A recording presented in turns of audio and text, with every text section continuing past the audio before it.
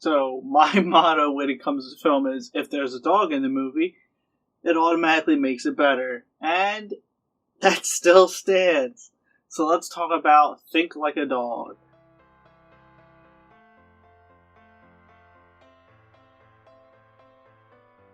So yeah, my motto has always been dogs make everything better. I love dogs. I grew up around dogs. I have a dog, an 8-year-old boxer. He's my best friend. He's basically my son. And I just love animals, period. But when a film has a dog, it's just like, eee, puppy.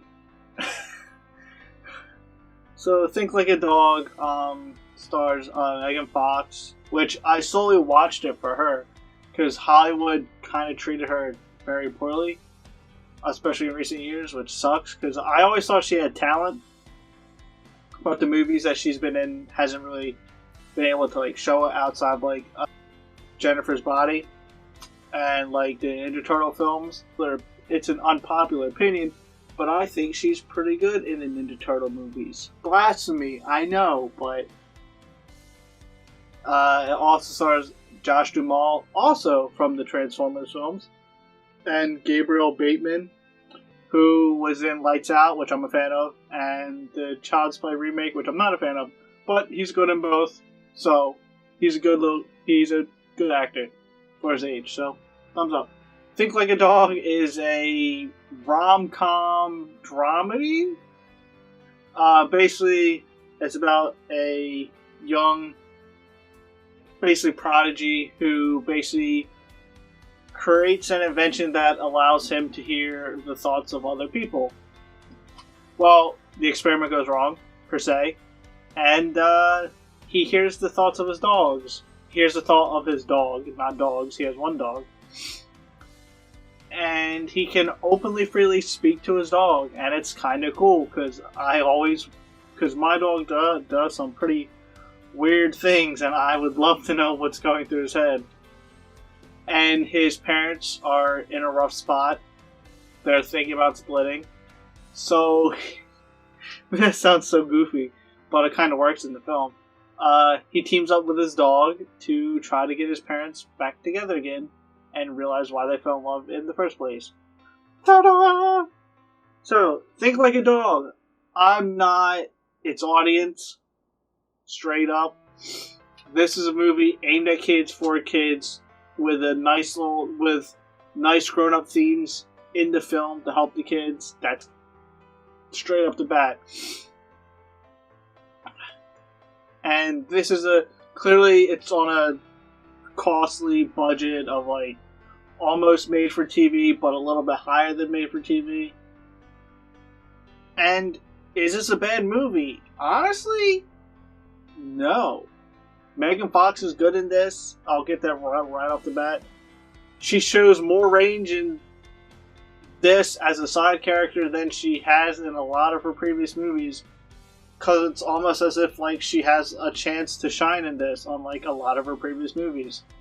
So, Hollywood, if she ever gets back to stardom, please don't do her dirty. Give her a chance to shine.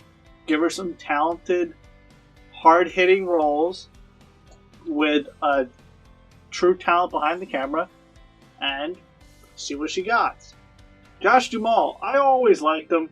He has never been like Oscar worthy. He's never been like a breakthrough performance type guy to me.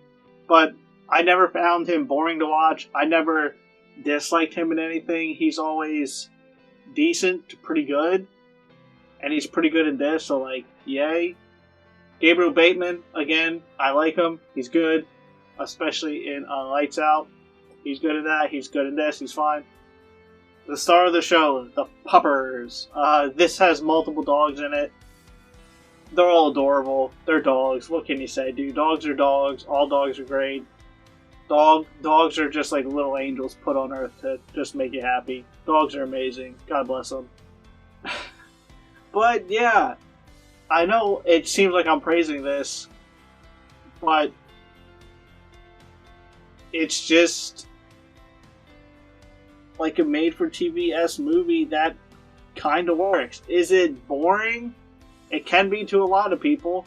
Is it slow? Absolutely. Is it pretty generic and standard? Absolutely. But I would say that generic doesn't make a film bad.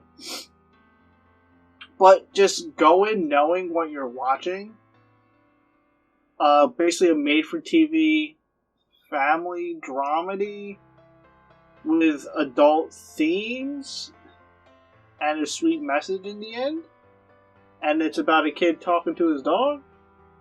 Like, you kind of have to know what you're getting here. And it falls flat in a few areas.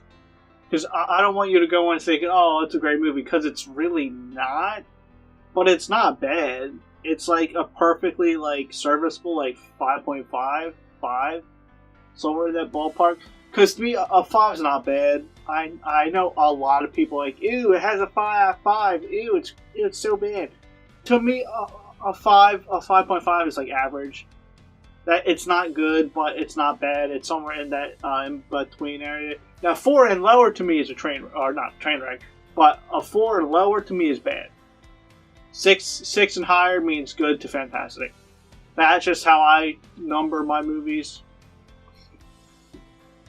So, go in knowing that this is a perfectly fine 5 out of 10. And you might like yourself, mainly because of the performances, and mainly because it has a lot of dogs in it. And the one dog is pretty much a lead character in it, so think like a dog. It's generic, it's bland, but it has heart, it has somewhat good performances, and it has dogs. You can't get dogs. So, if you want to watch it, just watch it for the dogs, man. You can never go wrong with animals and dogs. But that's Think Like a Dog. Woof woof. And Hollywood, respect Megan Fox. She's good. Don't do her dirty again, or I'll come up there and spank some butts. That's it. Feel free to like, comment, subscribe, and thanks for watching.